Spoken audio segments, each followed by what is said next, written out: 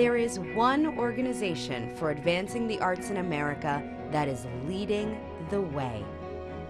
Advocating for change, generating meaningful public and private sector policies, producing new leaders and more resources for the arts and arts education, and building and maintaining a climate in which the arts can thrive. That organization is Americans for the Arts. This success story has been half a century in the making.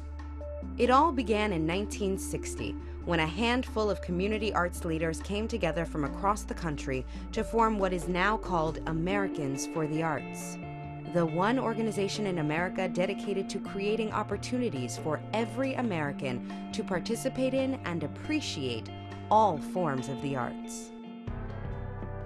In 1965, this young organization worked behind the scenes to help create the National Endowment for the Arts.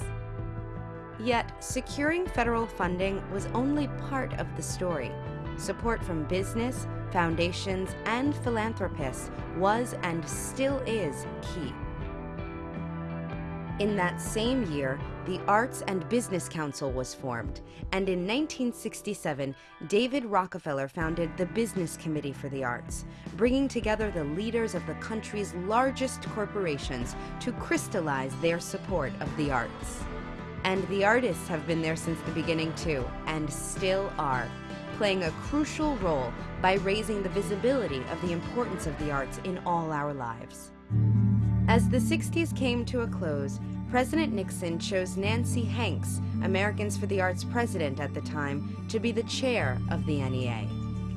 Her influence then brought him to the annual convention in 1971, marking the first time a sitting president spoke to a national arts gathering.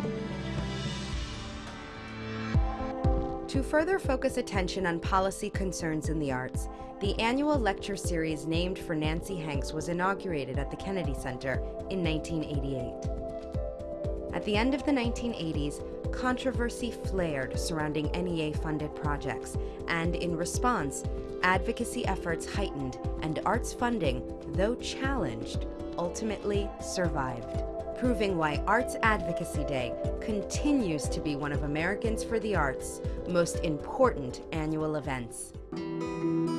The 1990s saw the first national study pinpointing the positive economic impact of the nonprofit arts industry, an effort which safeguarded the NEA and has been the primary argument for funding increases ever since.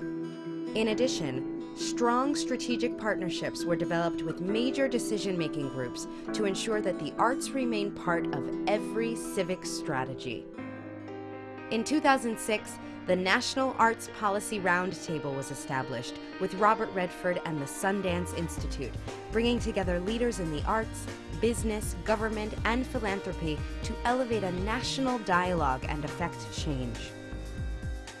Beginning with the presidential campaigns in 2008, cultural policy convenings were mounted at both national party conventions. And most recently, in times of economic hardship, Americans for the Arts worked to convince Congress that an unemployed arts worker is an unemployed worker, period. This push resulted in $50 million in stimulus funds to support the nation's nearly 6 million arts jobs. This would not have been possible without so many artists working tirelessly to mobilize the public to action and inspire our elected leaders with their stories of how the arts transformed their lives. From 1960 to 2010, from one local arts agency to thousands, from a handful of arts advocates to millions, from little public and private support to more than $60 billion annually. The past 50 years showed just how many ways there are to grow the arts in America and just how much the arts matter.